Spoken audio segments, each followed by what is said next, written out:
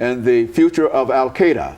And of course, we have with us to talk about this topic Dr. LMadu3. Now, Dr. LMadu3, you spoke in reference to an official government that might have been aware of the presence of Osama bin Laden in Pakistan. But let's move on and to wrap that up and talk about leadership and some of those individuals who are left behind since the assassination of Osama. Yeah, like I was saying, I suspect, General Hamid Gul, and Aslam Beg probably, have some to do with Osama bin Laden being about bad.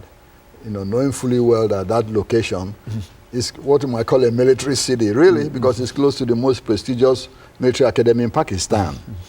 So they must have known something happening and felt that it might be safe for them to, locate in that particular city, knowing that, Americans or nobody can come over here because it's just close to a whole lot of military installations. It would be the last place anybody would suspect. Especially when they're looking for him in the mountains. That's correct. that he would be in. That was why probably he didn't have any security in the house and all that. Felt it was safe. Completely. It was literally a safe house. Exactly. It was literally a safe house, so no security and nothing, he was well protected. He felt that way and nobody. So, but eventually, this happened. Now the question is, who is going to succeed, Osama bin Laden? At the moment, there are three important personalities. And of course, number one is Ayman al-Zawahiri. Zawahiri has been, his deputy for long. And remember, initially I said both of them, pulled their forces together to form Al-Qaeda. Zawahiri, has been the leader of the Egyptian, Islamic Jihad, for long. He was a surgeon in the Egyptian, army for a while, for about 3 or 4 years. A well-trained doctor.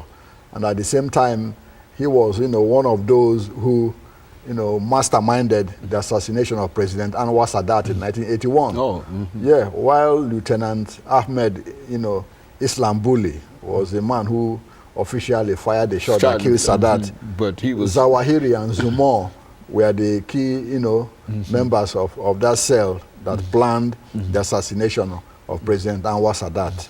Now, before Zawahiri was arrested, tried and sentenced to 3 years in prison, which he served and then left.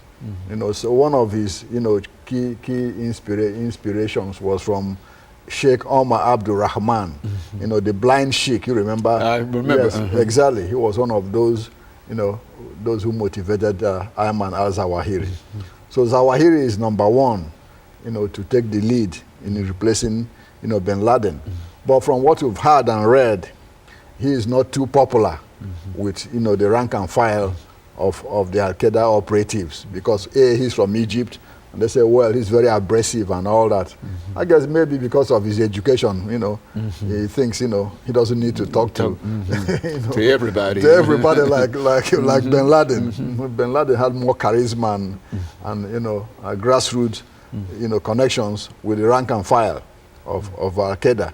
But in my own opinion, Zawahiri will likely emerge as the leader. He is more experienced, more chiseled, and he's a veteran of this kind of warfare, having been around for a while. He's about 59 years old now.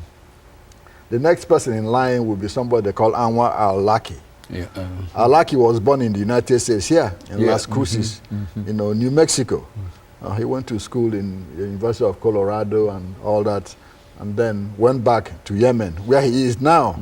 He's the leader of the Al-Qaeda in the Arabian Peninsula. Well-educated, intelligent, and has some charisma, like bin Laden. What might be counting against him, is probably his inexperience, compared to Zawahiri and the rest. But what will be working in his favor is that those from Yemen and Saudi Arabia think whomever should be the leader of Al-Qaeda should come from that area, given the fact that they believe that's the center of Islam, Saudi Arabia, Yemen, and all that. So that might be working in his favor. But in terms of experience and what you call gravitas, Zawahiri, comes as the leading contender. Now, the third contender is the guy who is currently what you call the caretaker of Al-Qaeda, okay. Saif al-Adel. Adel was, a former special forces officer in the Egyptian army. He organized terrorist cells in the Sudan, in the 90s, and also in Somalia. And he was also part of the group that blew up the American embassies in Kenya and Tanzania. So, being an Egyptian also, people feel that he might not, the rank and file of Al-Qaeda might not want him to be the leader, of Al-Qaeda.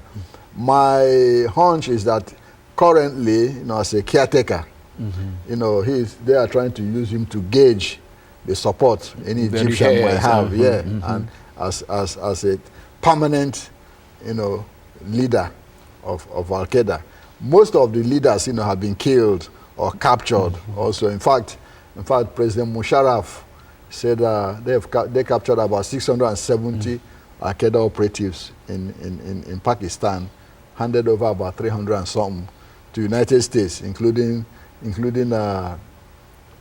Khalid Mohammed, Sheikh Mohammed, and the rest of them. That many, there are that many terrorists that they can actually get their hands on and talk about capturing. That's correct. There are more than that. Yeah, that was according to Musharraf. This is literally an army of individuals. When we talk about that sort of a, well, it's an army. That's correct. And don't forget that these Al-Qaeda operatives were trained, and financed by the United States and Saudi Arabia.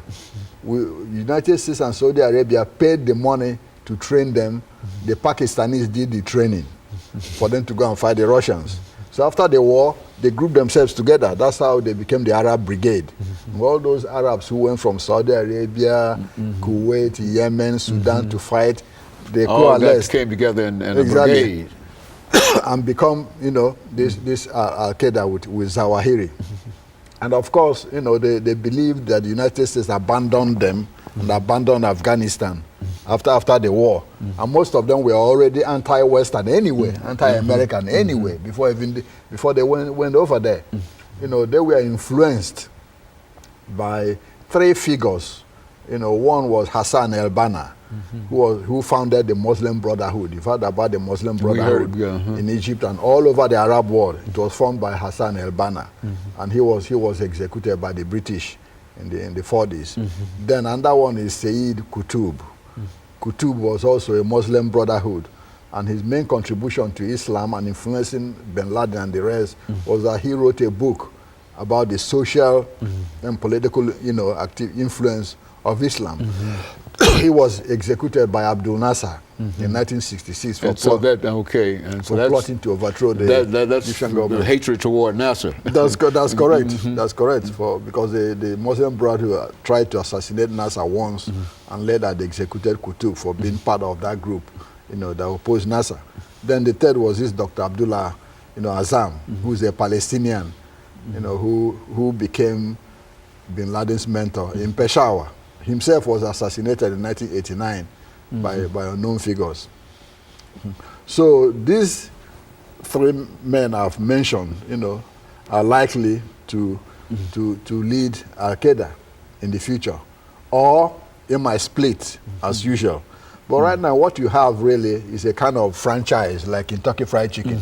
Every region has its own agenda, and everybody operating under. Exactly. Yeah. All of them have their own different agenda and groups, but one thing unites them is hatred against the West.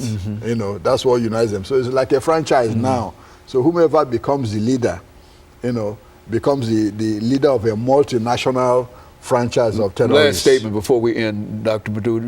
Do you think that this might represent the beginning of the end of Al-Qaeda, or what? No, I doubt it. You think that it's going to still as influential and will be influential without Mr. bin Laden as it was? Exactly. I still think it will be still continue to be a multinational franchise of terrorists.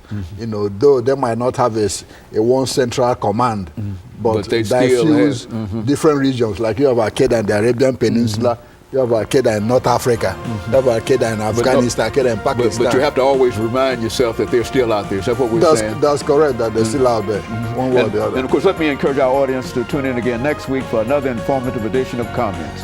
Thank you and good morning.